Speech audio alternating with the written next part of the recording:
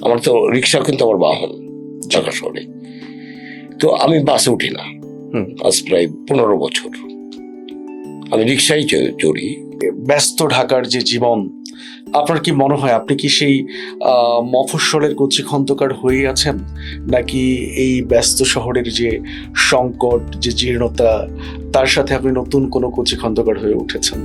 আসলে আমার সঙ্গে যারা ব্যক্তিগতভাবে খুব যোগাযোগ রক্ষা করে, আমার তো খুব ন্যাচারালি খুব একটা সহজ সরল একটা জীবন। যারা জানে আমার তো রিক্সা কিন্তু আমার বাহন ঢাকা শহরে। তো আমি বাসে উঠি না আজ প্রায় 15 বছর। আমি রিক্সায় চড়ি। আর এই যে মেট্রো রেল হওয়াতে আমার একটু সুবিধা হয়েছে, আমি মেট্রো রেলে চড়ি। আর উবারে যাই যখন ওই উত্তরের বা বহুকুড়ে চুরি যেতে গেলে প্রয়োজনের সময় সেটাও ব্যবহার তো করা। মফস্বলের একটি ফ্লেভার কিন্তু এই যে মিরপুর, যে মহল্লাগুলো তুমি দেখো, এর মধ্যে কিন্তু আছে। মানে কি, আমি একটা জিনিস আবিষ্কার করে ফেলছি অলরেডি। ঢাকা শহরটা হচ্ছে গ্রামের।